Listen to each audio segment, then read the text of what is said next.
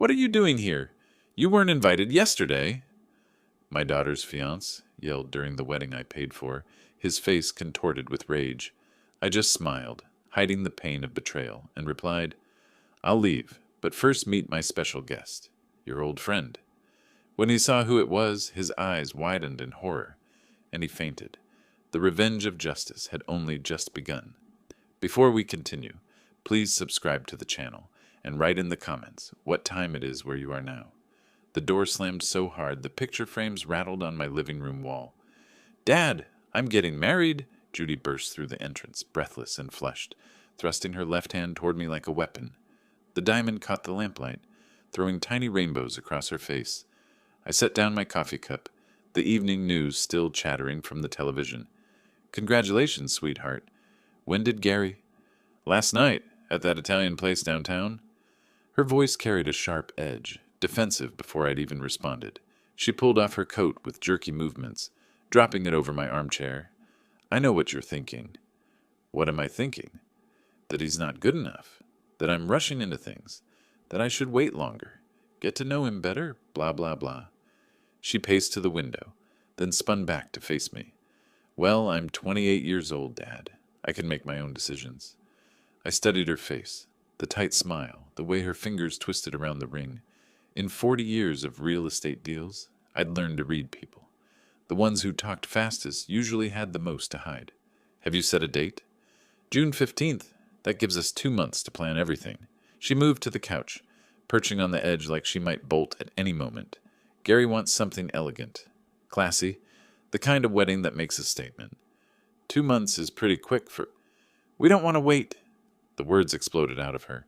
Why should we? When you know, right? That's what you always said about Mom.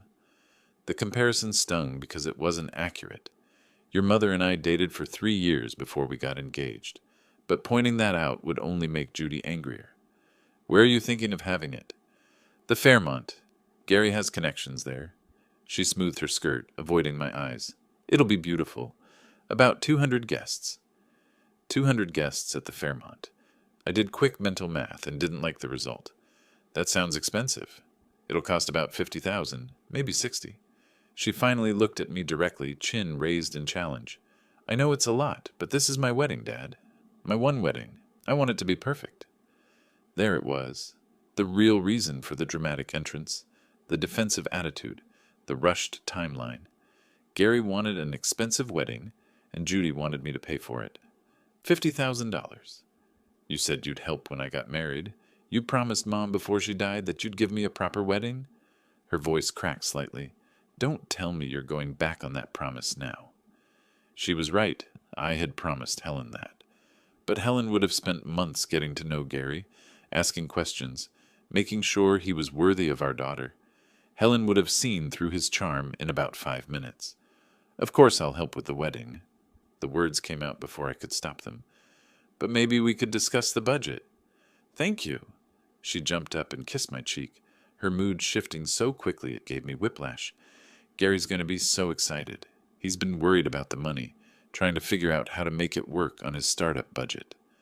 Another red flag. What kind of man proposes to a woman when he can't afford to marry her? Maybe I should take Gary out for dinner, get to know my future son-in-law better. That would be great. He's been wanting to talk to you about his business ideas. He really respects successful entrepreneurs like you. She gathered her coat, suddenly eager to leave. I should go tell him the good news about the wedding budget. She was at the door before I could stand up. Judy, wait. Love you, Dad. Thank you for understanding. The door closed with a soft click, leaving me alone with the sound of the television and the echo of her words. I stared at the closed door for a long moment. The house felt too quiet, too empty. $50,000 for a wedding to a man I barely knew, for a daughter who'd become a stranger. I turned off the television and carried my coffee cup to the kitchen. The house felt different after Judy's whirlwind visit, charged with unspoken tensions and half-finished conversations. I rinsed the cup in the sink, going through the motions of my evening routine, while my mind replayed every word, every defensive gesture. The kitchen still smelled faintly of the casserole I'd heated for dinner, Helen's recipe, though I'd never mastered her technique with the seasonings.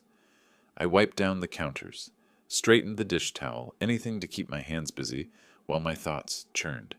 $50,000. The number kept circling back, sharp-edged and demanding attention. I walked to my study, drawn by an impulse I couldn't name. The room held 20 years of accumulated life, business awards gathering dust, photo albums Helen had organized with military precision, tax returns filed in neat chronological order. I pulled one of the albums from the shelf, its leather binding soft with age. The photos told a different story than tonight's conversation. Here was Judy at 5, gap-toothed and giggling on my shoulders at Navy Pier. At 10, proudly displaying her science fair project on volcanoes. High school graduation, tears streaming down her face as she hugged us both. College move-in day, trying to look independent while secretly terrified. When had she become so brittle? So quick to assume I disapproved? Maybe I did disapprove. Gary Thompson had walked into our lives 6 months ago with his expensive suits and vague talk about disruptive technologies. He name-dropped investors I'd never heard of and spoken buzzwords that meant nothing. But Judy's eyes lit up when he talked, like she was witnessing genius instead of performance art. I flipped to Helen's favorite photo of the three of us from Judy's college graduation. We looked so complete then, so certain about the future. Helen had been gone 2 years now, but her absence still caught me off guard sometimes. She would have known how to handle tonight's conversation. Helen could have asked the hard questions without triggering Judy's defenses. The empty house pressed around me, filled with the weight of conversations Helen and I would never have, decisions I'd have to make alone. Parenting didn't end when your child turned 18. If anything, it got harder. At least when Judy was little, I could protect her from skinned knees and playground bullies. How do you protect a grown daughter from her own choices? My phone buzzed with a text message. Judy. Gary says dinner tomorrow night at 7. Angelo's on Rush Street? I stared at the message for a long moment before typing back, looking forward to it. Maybe I was being unfair. Maybe my protective instincts were clouding my judgment. Gary might be exactly what he seemed, a young entrepreneur in love with my daughter. The expensive wedding, the borrowed charm, the way he seemed to appear whenever money was being discussed. Maybe those were coincidences. I closed the photo album and returned it to its shelf. Tomorrow night I'd give Gary Thompson the benefit of the doubt. I'd ask about his business, his plans for the future, his intentions toward Judy. I'd be the father-in-law he expected, not the suspicious businessman I'd become. The grandfather clock in the hallway chimed 10:30. Time for bed, though I doubted sleep would come easily. I turned off the study lights and headed upstairs, already planning conversation topics for tomorrow's dinner. Common ground, shared interests, the kind of foundation you build relationships on. If Gary was going to be family, I'd find a way to make it work. I stood before my bedroom mirror, adjusting my tie for the 3rd time. The navy blue silk had been Helen's favorite. She'd given it to me for our 20th anniversary, claiming it brought out my eyes. Tonight felt important enough for Helen's tie, important enough for the good cufflinks, and the cologne I saved for special occasions. 7:15. I'd planned to arrive exactly on time, not early enough to seem anxious, not late enough to appear dismissive. Angelo's on Rush Street was Gary's choice, an upscale Italian place that probably cost more for one meal than I used to spend on groceries for a week. But if this was Gary's way of impressing me, I'd play along. I checked my wallet, credit cards, cash, business cards in case the conversation turned professional. My phone showed no new messages from Judy since yesterday's dinner confirmation. No last-minute changes, no anxious texts asking me to be nice to Gary. Maybe she trusted this would go well. Maybe she was just confident Gary could handle himself. The drive downtown would take 30 minutes in evening traffic. I grabbed my keys and headed for the garage, mentally rehearsing conversation starters. Ask about his business, not the vague, disruptive technology nonsense, but specifics. Revenue streams, client base, growth projections, the kind of questions that revealed whether someone actually understood their own venture. Sports might be safer ground. The Cubs were having a decent spring training. The Bulls were rebuilding again. Neutral topics that didn't require personal revelation or professional scrutiny. Though Gary struck me as more of a golf conversation type, expensive courses, exclusive clubs, the kind of networking that happened over 18 holes. I backed out of the driveway, noting the evening light filtering through the oak trees, lining my street. April in Chicago meant hope, winter finally breaking, the promise of warmth ahead. Maybe that was what tonight represented too. New beginnings, family expansion, the natural progression of life that I'd been resisting. Helen would have loved planning a wedding. She'd have driven Judy crazy with menu tastings and flower arrangements, but in the best possible way. She'd have found common ground with Gary, drawn him into the family circle with her gift for making people feel welcome. I wasn't Helen, but I could try to channel her approach tonight. Traffic moved smoothly down the Eisenhower. I'd allowed extra time, so arriving a few minutes early wouldn't hurt. It might even give me a chance to observe Gary's interaction with the restaurant staff. How a man treated service workers told you everything about his character. My phone buzzed with a call from an unknown number. I let it go to voicemail, keeping my focus on the road and the conversation ahead. Tonight was about building bridges, finding connection points with the man who wanted to marry my daughter. Whatever business call was coming in could wait. The Chicago skyline spread before me as I approached downtown, glass towers reflecting the setting sun. This was Gary's element, expensive restaurants, urban sophistication, the kind of lifestyle that came with money and ambition. Maybe that's what attracted Judy. After growing up in Oak Park's tree-lined suburban comfort, the city's energy probably felt exciting, full of possibility. I found parking 2 blocks from Angelo's and checked my appearance one final time in the rearview mirror. Gray hair neatly combed, tie straight, jacket pressed. I looked like what I was, a successful businessman meeting his future son-in-law for dinner. Professional but warm. Interested but not invasive. The evening air carried the scent of early spring as I walked toward the restaurant. In 2 hours, I'd know whether Gary Thompson was worthy of my daughter's love and my financial investment. Tonight would set the tone for whatever relationship we'd build going forward. Time to find out what kind of man wanted to join our family. Angelo's hostess guided me through the main dining room toward a private area in the back. Crystal chandeliers cast warm light over white tablecloths, and the soft murmur of conversation created an atmosphere of expensive sophistication. I straightened my shoulders, ready to make the effort this evening required. The private dining room held a table for 8, already occupied except for one empty chair. Gary stood as I approached, but his smile never reached his eyes. "Ah, here's our generous sponsor," he announced to the table, his voice carrying just enough volume to ensure everyone heard. The other guests, Gary's sister, 2 business associates, and an older couple I didn't recognize, shifted uncomfortably in their seats. Judy shot Gary a warning look, but he ignored it completely. "Gary," I extended my hand, determined to start fresh. "Thank you for organizing this dinner." He gripped my hand just a little too firmly. "Of course, especially when you have such deep pockets for wedding expenses."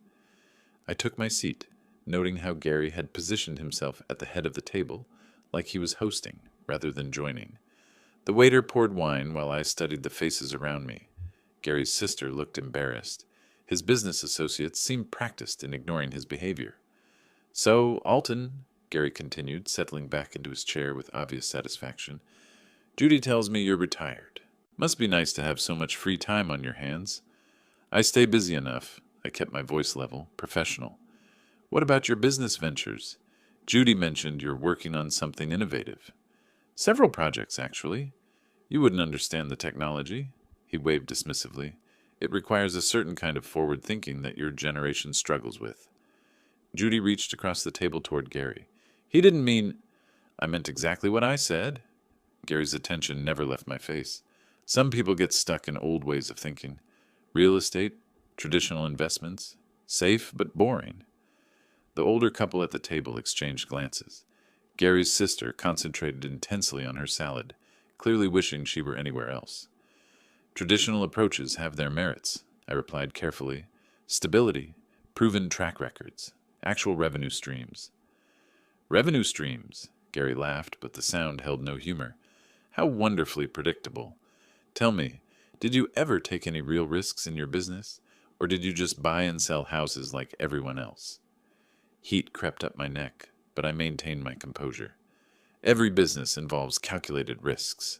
The key is understanding the difference between opportunity and speculation. Spoken like a true conservative. Gary raised his wine glass in mock salute. No wonder Judy needed to find someone with actual vision for her future. Judy's face flushed red. Gary, please. This is supposed to be a celebration. It is a celebration. We're celebrating Judy's escape from limited thinking. He leaned back, clearly enjoying himself. Though I suppose we should be grateful for the financial support, even if it comes with outdated advice. I felt my jaw tighten, but forced my voice to remain steady. I'm here because I care about Judy's happiness. I hope we can find common ground. Common ground. Gary repeated the phrase like it tasted bitter. You mean the ground where you approve of my choices and I pretend to respect your opinions? The waiter appeared with our entrees, providing a momentary distraction. But Gary wasn't finished. He cut into his steak with theatrical precision, the knife scraping against the plate. Actually, Alton, I've been thinking about our family dynamic going forward. Some boundaries might be necessary. Gary's wine glass was already half empty when the main course arrived.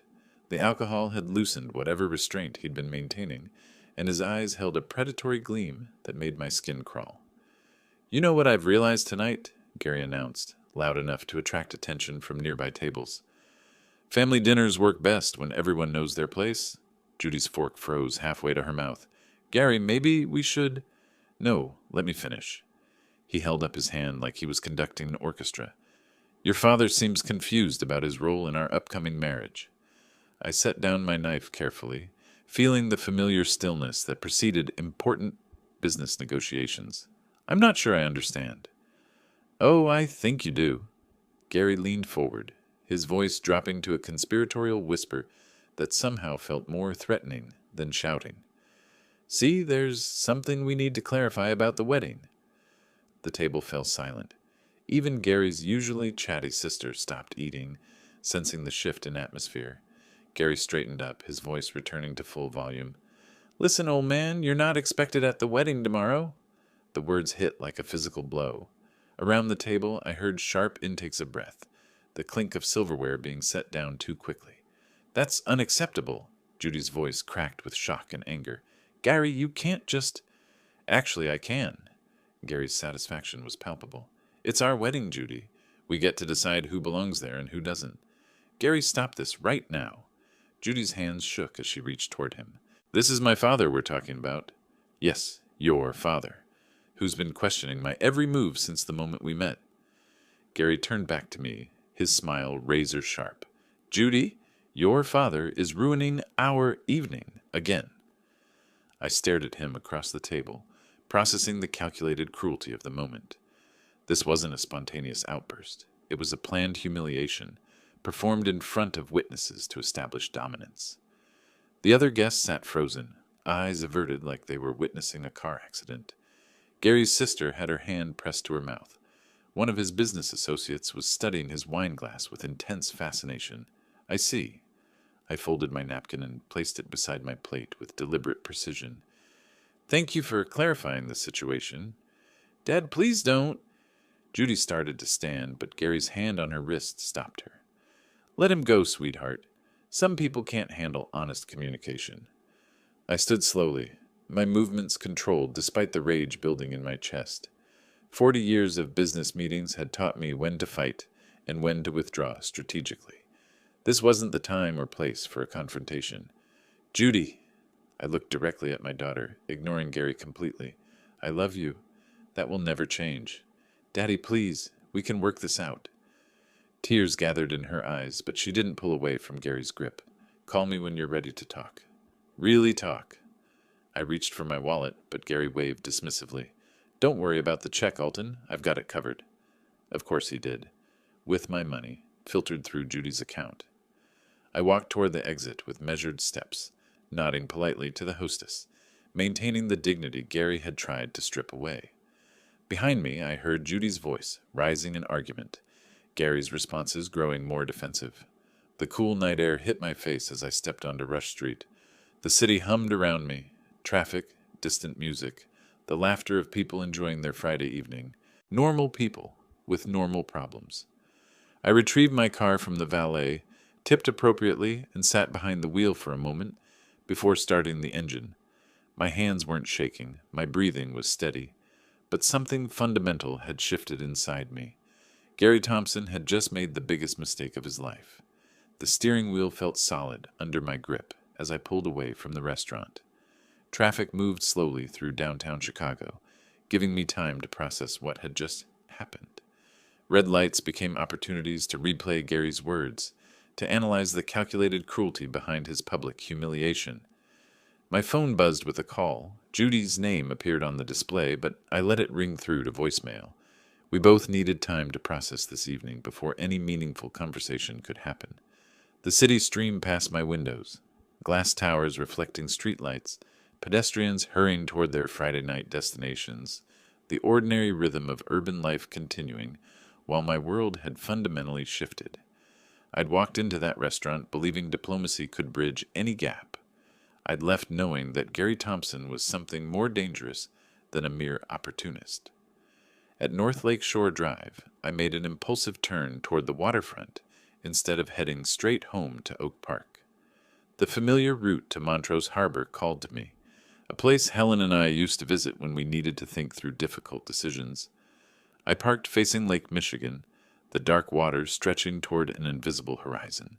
Chicago's skyline rose behind me, but ahead lay nothing but darkness and the distant sound of waves against the breakwater. This was where I came when business deals went wrong, when difficult choices needed to be made. Gary's behavior tonight hadn't been about wedding guest lists or family dynamics. It had been a display of power, a public demonstration that he controlled Judy completely. The way he'd gripped her wrist, the satisfaction in his voice when she defended him despite his cruelty, these weren't the actions of a man in love. I'd spent 40 years reading people across conference tables. The desperate ones talked too much. The dishonest ones deflected questions with aggression. The truly dangerous ones enjoyed causing pain. Gary Thompson enjoyed causing pain. My phone buzzed again. This time I checked the voicemail from Judy's earlier call. Dad, I'm so sorry. Gary had too much wine and he's stressed about the wedding expenses. He didn't mean what he said. Please call me back. We need to fix this. She was making excuses for him, already rewriting tonight's events to make Gary the victim of circumstances, rather than the architect of deliberation cruelty. I'd seen this pattern in business. People so invested in bad decisions, they'd rationalize anything to avoid admitting their mistake. But this wasn't business. This was my daughter's life. I stared out at the lake, remembering Helen's advice during our own parenting challenges. Sometimes protecting them means letting them make mistakes, but sometimes it means stepping in, even when they hate you for it. The question was, which situation was this? Gary's defensive aggression suggested someone with secrets worth protecting. His vague business descriptions, his expensive lifestyle with no visible income, his immediate hostility toward anyone asking questions. These weren't the patterns of legitimate success. I started the engine and pulled back onto Lakeshore Drive, heading toward Oak Park with new purpose. Protecting Judy might require methods that went beyond fatherly concern. It might require the same investigation skills that had made me successful in real estate, the ability to research, to ask the right questions, to uncover what people preferred to keep hidden. By the time I reached my driveway, the decision was made. I wouldn't wait for Gary to destroy my daughter's life from within. I wouldn't hope that love would somehow overcome obvious warning signs. Starting tomorrow, I'd find out exactly who Gary Thompson really was. The lakefront wedding venue sparkled under the afternoon sun, its floor-to-ceiling windows framing Lake Michigan's endless blue expanse. White flowers cascaded from every available surface, and a string quartet played softly near the dance floor, where Judy moved like a vision in her flowing gown. She looked radiant, genuinely happy, completely unaware of the storm approaching her perfect day. I adjusted my tie and stepped through the entrance, noting the layout with a businessman's eye for tactical advantage. The reception hall stretched along the waterfront, with multiple exits and clear sight lines, perfect for what was coming. It had been a long night. After leaving the lake last evening, I'd spent hours working my network of contacts, following paper trails and making strategic phone calls. 23 calls, to be exact. The 24th had connected me with Curtis Blackwell, and everything had fallen into place with the precision of a well-executed deal. Gary held court near the bar, gesturing grandly with a champagne flute, surrounded by admirers who hung on his every word about disruptive technologies and revolutionary market approaches. His expensive tuxedo fit perfectly, probably paid for with someone else's money. The confident smile, the casual way he accepted congratulations, he truly believed he'd won yesterday's confrontation. I positioned myself at the back of the venue, near the service entrance Curtis would use when he arrived. From here I could observe everything while remaining inconspicuous. The irony wasn't lost on me, standing in the shadows at my own daughter's wedding, waiting to destroy her husband's life. Wedding guests mingled with the casual elegance money could buy. I recognized some faces from Gary's dinner party, others from Judy's college years. They laughed and clinked glasses, celebrating what they believed was a love story. None of them suspected they were attending the final act of an elaborate fraud. My phone buzzed with a text from Curtis. "Parking now. Legal papers ready. Give me 5 minutes." The plan was elegant in its simplicity. Curtis would enter during the height of celebration when Gary felt most secure and had the largest audience. Public humiliation served justice better than private confrontation. Gary had chosen to embarrass me in front of witnesses. Now he'd discover how it felt to be exposed when it mattered most. Judy spun across the dance floor, her dress flowing like water, her smile bright enough to power the venue's chandeliers. For a moment, my resolve wavered. This was her wedding day, the moment she'd dreamed about since childhood. Was I about to destroy her happiness to satisfy my need for justice? Then I remembered Gary's words from last night. "Your father is ruining our evening." The calculating cruelty, the public dismissal, the way he'd gripped Judy's wrist when she tried to defend me. This wasn't about my wounded pride. It was about protecting my daughter from a predator who saw her as a means to an end. Gary's laughter carried across the room as he told some story to his captive audience.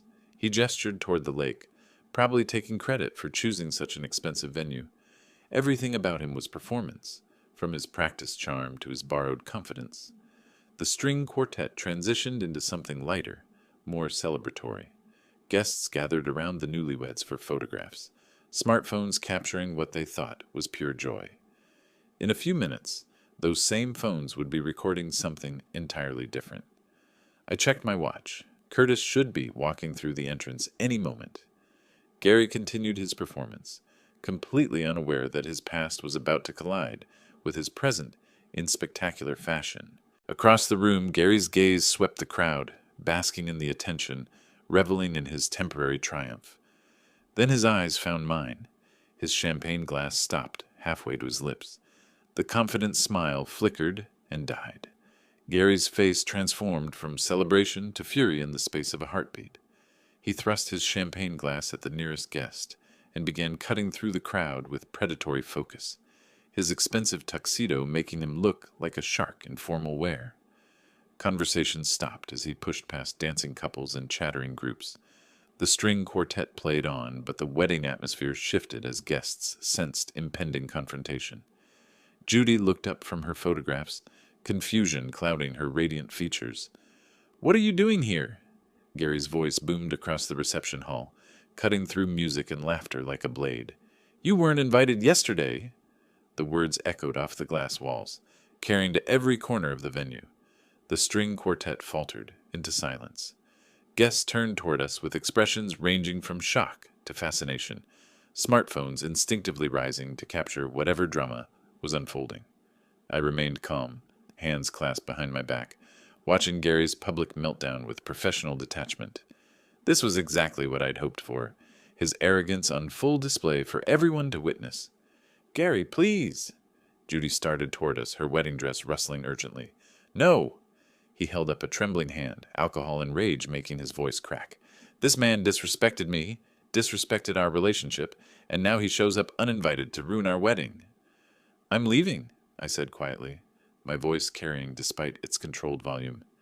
"But first, let me introduce you to my special guest." I gestured toward the entrance, where Curtis Blackwell had just appeared with perfect timing. "I believe you know your old friend." Curtis Blackwell commanded attention the moment he entered. Tall, silver-haired, wearing a charcoal suit that screamed serious money, he carried himself with the authority of someone accustomed to boardrooms and high-stakes negotiations. His briefcase looked expensive and official. Gary's aggressive posture crumbled as recognition dawned. His face went white, then gray, all color draining away like water from a broken basin. "Gary Thompson?" Curtis's voice carried the crisp authority of courtrooms and corporate takeovers. "I finally found you." Wedding guests murmured in confusion, sensing something significant, but unable to understand what they were witnessing. Gary stood frozen, his mouth opening and closing soundlessly like a fish gasping for air. Curtis approached with measured steps, each footfall echoing in the suddenly quiet reception hall. He opened his briefcase with practiced efficiency and withdrew a thick stack of legal documents.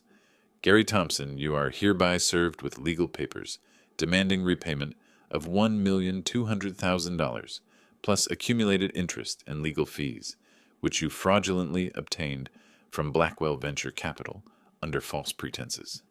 The words fell like hammer blows. Gary's hands shook as Curtis pressed the papers into them, but he seemed unable to process what was happening. His carefully constructed world was collapsing in real time, in front of everyone who mattered to his new life.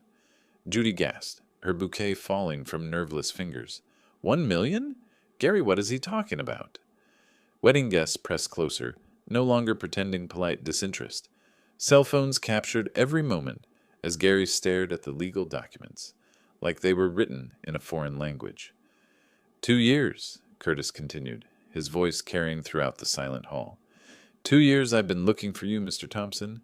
You disappeared with my money, left a trail of forged documents, and thought you could reinvent yourself with someone else's daughter. Gary's knees buckled slightly. He gripped the papers with white knuckles, his wedding day confidence evaporating like morning mist. The man who'd humiliated me less than 24 hours ago now looked like a cornered animal. "Gary!" Judy's voice cracked with growing horror. "Is this true? Did you steal money?" But Gary couldn't answer. He stood paralyzed, holding proof of his crimes, while his new bride and her wedding guests watched his careful facade crumble into dust. Gary's hands trembled as he read the court summons, his eyes darting across the legal language that spelled out his financial ruin. The elegant wedding venue had become a courtroom, with 150 guests serving as jury to witness his complete destruction. $1,200,000 plus interest, he whispered, the numbers seeming to physically wound him. Sweat beaded on his forehead despite the lakefront breeze flowing through the open windows. His expensive tuxedo suddenly looked like a costume, a prop in a performance that had finally been exposed. Wedding guests pushed closer, their celebration forgotten in favor of the unfolding drama. Smartphones recorded every moment of Gary's breakdown, capturing his transformation from confident groom to exposed criminal. The string quartet stood frozen with their instruments, unsure whether to continue playing for a party that no longer existed. Curtis observed Gary's reaction with professional satisfaction. "Alton, thank you," he said, extending his hand toward me. "I've been searching for this man for 2 years. Your business contacts proved invaluable in tracking him down." "Justice needed to be served," I replied simply, shaking his hand. The words carried weight in the silent reception hall, explaining everything and nothing to the confused wedding guests. Judy stood paralyzed in her wedding gown, bouquets scattered at her feet like broken dreams. "Gary, please tell me this isn't true. Tell me you didn't steal money from people." But Gary couldn't speak. The court papers shook in his grip as he read details of forged documents, phantom companies, and elaborate schemes that had funded his lavish lifestyle. Every expensive dinner, every designer suit, every romantic gesture, all paid for with stolen money. "The wedding," Judy whispered, realization dawning in her voice. "The venue, the flowers, my dress. Where did the money come from?" Gary's silence answered everything. His carefully constructed identity was disintegrating in real time, leaving behind only the truth of what he really was, a common thief who'd used my daughter's love as cover for his criminal activities. Curtis closed his briefcase with a decisive snap. "Mr. Thompson, you have 30 days to respond to this summons. I suggest you find a good attorney." He turned to me with genuine gratitude. Thank you again, Elton. The authorities will want to speak with you about how you located him. The wedding reception had completely collapsed around us. Guests gathered in shock clusters, whispers and pointed fingers replacing celebration and congratulations. The elegant lakefront venue, with its panoramic views and perfect flowers, had become the scene of public humiliation and criminal exposure. I looked at my daughter, still beautiful in her wedding dress, but now understanding that her marriage was built on lies and stolen money. The pain in her eyes cut deep, but beneath it, I saw the first glimmers of recognition. Her father hadn't been trying to control her life, but to protect it. Judy, I said softly, crossing to where she stood, frozen among the scattered flowers. I'm sorry it had to happen this way. She looked up at me with eyes full of tears and confusion. You knew what he was. I suspected. I investigated. I found Curtis. I touched her shoulder gently. Sometimes protecting the people we love means doing things they don't understand until later. Gary finally found his voice, but it came out as a broken whisper. Judy, I can explain. This is all a misunderstanding. I was going to pay it back. With what money? Curtis interrupted coldly. You have no legitimate business, no real income, no assets except what you've stolen from others. The truth hung in the air like smoke from an extinguished candle. Gary's empire of lies had collapsed in less than 10 minutes, leaving nothing but legal papers and broken promises. Curtis and I walked toward the exit together, our business concluded. Behind us, the elegant wedding reception continued its transformation into something resembling a crime scene, complete with witnesses and evidence. Justice had been served with perfect timing and devastating effectiveness. The drive home felt different than any I'd taken before. Oak Park's familiar tree-lined streets seemed more peaceful, more settled, as if the neighborhood itself knew justice had been served. I pulled into my driveway and sat for a moment, reviewing the afternoon's events with the satisfaction of a businessman who just closed the most important deal of his career. Inside my house, the silence felt productive, rather than empty. I went straight to my home office, where wedding contracts and financial documents waited in neat stacks on my desk. Helen had always admired my organizational systems, everything filed, labeled, easily accessible for moments exactly like this. My first call went to First National's private banking line, where Margaret Henderson had handled my accounts for 15 years. Mr. Stewart, how can I assist you today? Margaret, I need to stop a wire transfer scheduled for tomorrow. $50,000 to Fairmont Catering Services. Of course. May I have the reference number? I read the confirmation number from my notes, listening to her keyboard clicks as she located the transaction. Found it. This was scheduled as final payment for wedding services. Shall I cancel the entire transfer? Yes. The contracts have been voided due to fraud discovery. I'll handle that immediately. You'll receive written confirmation within 24 hours. The efficiency felt satisfying. No questions, no judgment, just professional service handling legitimate business needs. Next came the vendor calls, systematic, methodical, each conversation documented with the precision I'd used throughout my real estate career. The florist answered first. Stuart Thompson, wedding? Oh my, we heard the reception ended quite abruptly. Is everything all right? The contracts are void due to fraud discovery. I'm stopping all payments effective immediately. Her tone shifted to business mode. I see. Well, the flowers were delivered and displayed. We'll need to discuss partial payment for services rendered. Send me an itemized invoice. Address collection efforts to Gary Thompson. Each call followed the same pattern. The caterer expressed concern about the reception ending early. The band wanted to know about final payment for their 3-hour performance. The photographer asked about delivery of wedding photos. To each, I gave the same professional response. Fraud discovered. Contracts void. Pursue Gary Thompson for payment. By 7 o'clock, I'd completed 9 calls and stopped 6 different payment authorizations.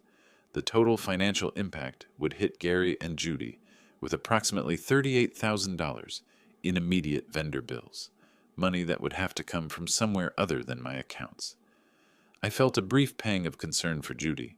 She'd wake up tomorrow, facing financial realities she'd never experienced, bills that her fraudulent husband couldn't pay with stolen money, but sometimes protecting people required letting them feel the consequences of their choices. My phone rang as I organized the final confirmation documents. Caller ID, Judy. I looked at the screen for a long moment, then let it ring through to voicemail. She needed time to understand what Gary really was before we could have any productive conversation.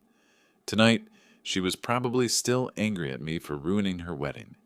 Tomorrow, she might begin understanding that I'd saved her from something much worse. The phone rang again before I'd finished filing the banking confirmations.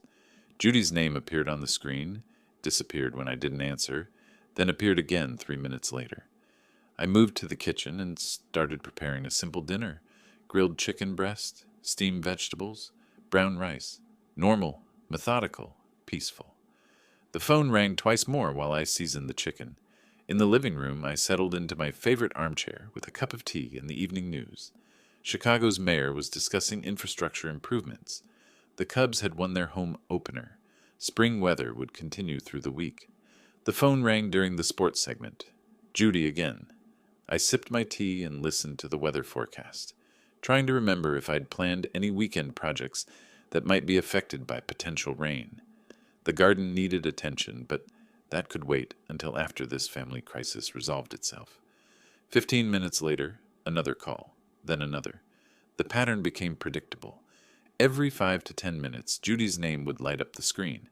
I found myself counting. Call 7 during the national news, call 8 during commercial break, call 9 when the local anchor returned. By 8:30, the count had reached 18.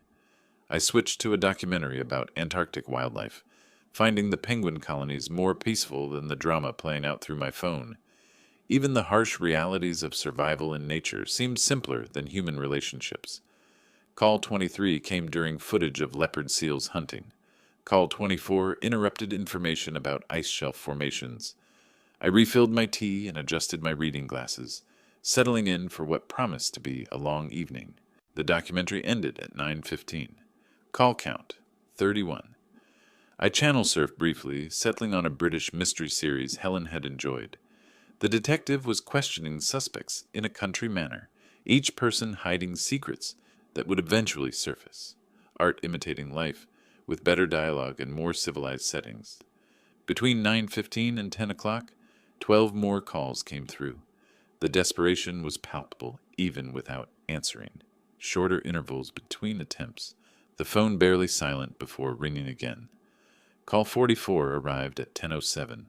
I turned off the television and began my evening routine. Tomorrow would bring new challenges, new conversations, new opportunities for Judy to understand why her father had acted with such apparent cruelty. Tonight, she was learning that actions had consequences, that fraudulent husbands came with unexpected costs, that independence required more than just declaring it.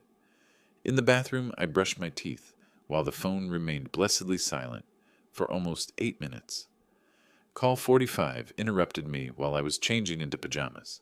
By the time I turned off the lights and settled into bed, Judy had called 44 times in 3 hours. I switched the phone to silent mode and placed it face down on the nightstand. She would need to solve this crisis herself without her father's financial rescue. Sometimes the most loving thing a parent could do was refuse to answer the phone. 3 weeks later, I sat in the Cook County Courthouse, watching Gary Thompson receive his sentence. The man who'd confidently humiliated me at dinner now looked 20 years older, his expensive suits replaced by county jail orange, his arrogant demeanor crushed by the weight of multiple felony convictions. The defendant will serve 18 months in state prison and pay full restitution of $1,400,000 to the victims identified in this case, Judge Martinez announced with professional finality. Curtis leaned over from the bench beside me. 14 victims total. The investigation uncovered much more than just my case. Gary had built an entire criminal enterprise on charm and borrowed credibility. Investment schemes, fake partnerships, forged documents. The scope of his fraud made my daughter's narrow escape seem even more fortunate. Outside the courthouse, Curtis shook my hand with genuine gratitude. I never would have found him without your business connections, Alton. Thank you for calling me that night. Justice needed to be served, I replied, the same words I'd used at Judy's wedding. They still felt appropriate. Curtis walked toward his car, briefcase full of restitution paperwork that would eventually recover most of his stolen money. I stood on the courthouse steps, watching Chicago's afternoon traffic flow past, wondering if my daughter was ready to rebuild our relationship. That evening, I finally called her. "Dad?" Her voice sounded different, older, more cautious, but without the defensive anger I'd expected. "Hello, sweetheart. I thought it was time we talked. I've been waiting for you to call." A pause. "I learned about the other victims. 14 people, Dad. Gary stole money from 14 different people." "I know. I attended his sentencing today." "You were there?" Another pause, longer this time. "I should have been there too, but I couldn't face seeing him again." "You don't need to face him ever again. The vendors have been calling constantly. The bills, the canceled payments. I understand now what you did and why." Her voice caught slightly. "I'm sorry, I didn't listen to your concerns about Gary." "Come home for dinner tomorrow," I said. "We have a lot to discuss." The next evening, Judy arrived at 6 o'clock sharp, carrying a bottle of wine and wearing the kind of practical business clothes that suggested she was taking her career more seriously. She looked tired but stronger, like someone who'd survived a test and learned important lessons. "You saved me from becoming victim number 15, she said as we sat down to dinner. "I protected my daughter. That's what fathers do." "Even when their daughters are too stubborn to appreciate it," she raised her wine glass, "to wisdom gained through hardship." We talked until nearly midnight about trust, independence, financial responsibility, and the difference between supporting someone and enabling their mistakes. Judy had spent 3 weeks discovering what life was like without her father's safety net, and the experience had taught her more about self-reliance than any lecture could have managed. "I'm going to pay you back," she said as we cleared the dinner plates. "Every dollar from the vendors, from the wedding expenses, everything. It might take a while, but I'll pay it all back." "Keep your money," I told her. "Consider it tuition for one of life's most important lessons." She hugged me then, really hugged me, for the first time since before she'd met Gary Thompson. Justice had been served, family bonds had been tested and strengthened, and my daughter had emerged wiser, more independent, and finally safe from the charming predator who'd almost destroyed her life. If you like this story, please like this video, subscribe to the channel, and share your impressions of this story in the comments. To listen to the next story, click on the box on the left. Thank you for watching.